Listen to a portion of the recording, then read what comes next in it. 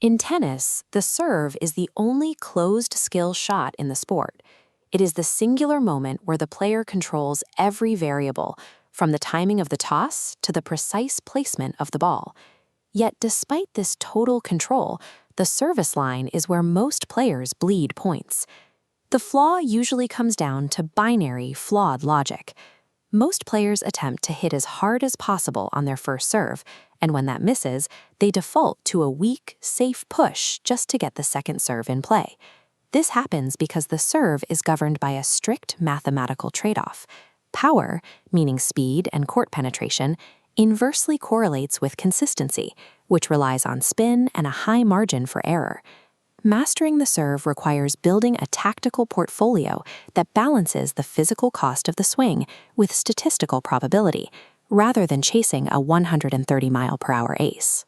To understand the exact cost of a safe second serve, we can look at match data from the 2019 US Open and Wimbledon tournaments. Data reveals a 30-kilometer-per-hour speed drop between first and second serves. This loss correlates directly with a 15% plunge in win percentage. A bar chart exposes the physical tax. Second serves cause longer rallies, forcing the server to run significantly further. The weak second serve creates a double penalty, the immediate loss of the point and the long-term drain on physical stamina, leading to a match lost through fatigue. Before a player can build a tactical portfolio, they must fix their baseline mechanics. To break the waiter's tray habit, where the racket face points straight up at the sky, the mandatory replacement is the continental grip. This means holding the racket as if it were an axe, which naturally leaves the racket face slightly open at the start of the motion. This specific grip geometry allows the wrist and forearm to pronate, meaning they naturally rotate inward upon contact with the ball. The power for that contact comes from the kinetic chain. This requires maximizing vertical ground reaction forces, the force the ground exerts back on the body, during a deep knee drive and explosive upward takeoff.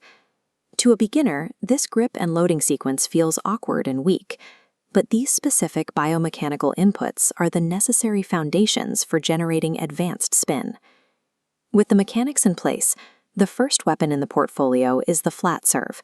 This is a high-risk weapon designed purely for pace. On our comparison matrix, a flat serve requires tossing deep inside the baseline and making racket contact directly behind the ball at 12 o'clock. This geometry allows for maximum kinetic energy transfer, resulting in the highest possible ball speed. Because there is no spin to pull the ball downward, the flat serve relies on a linear trajectory, leaving a razor-thin margin for error over the net. That lack of margin guarantees a high fault rate, often hovering around 60%. Statistically, relying on this for a second serve is reckless. The second option is the slice serve. This is a tool of manipulation, designed to move the opponent's body rather than overpower their racket.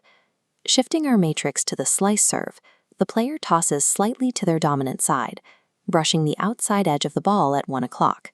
This imparts lateral side spin, causing the ball to skid low and pull the receiver entirely out of the doubles alley. By dragging the opponent off the court, the server opens up the physical geometry of the play, setting up an easy offensive winner on their second shot.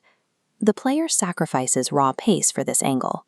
And if the toss placement isn't perfectly disguised, the opponent will easily predict the lateral movement before the racket makes contact. The final option is the kick, or topspin serve. This is a high-percentage anchor built strictly for consistency and survival on the second serve. For the kick serve, the toss goes behind the non-dominant shoulder. The racket brushes violently upward from 7 to 1 o'clock. This creates the Magnus effect, a whirlpool of air that drags the ball safely over the net and kicks it high off the court. That extreme high bounce pushes the ball directly out of the opponent's optimal strike zone. But the trade-off is heavy. This serve demands the highest physical exertion during the loading phase, yet produces the slowest ball speed, granting the returner the maximum amount of time to react. This decision tree outlines how the correct serve depends entirely on court positioning and the game situation. Following the first serve path to the deuce side, the tree branches into two primary targets, a flat serve down the tee or a slice out wide. Deploying these specific options maximizes the potential for an ace, assuming the server can accept a high fault rate on their first attempt. If we follow the second serve path, specifically to the ad side of the court against a right-handed opponent, the flowchart dictates targeting the backhand with a kick serve. This combination eliminates the net as a hazard, forcing the returner into a weak, high-reaching backhand.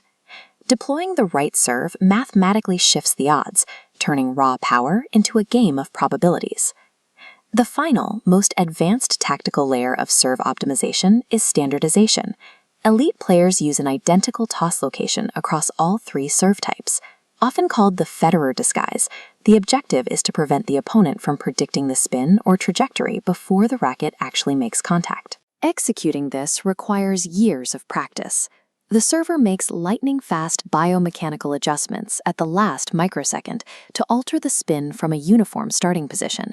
The effective serve is a mathematical choice executed with mechanical precision, tailored to the exact moment.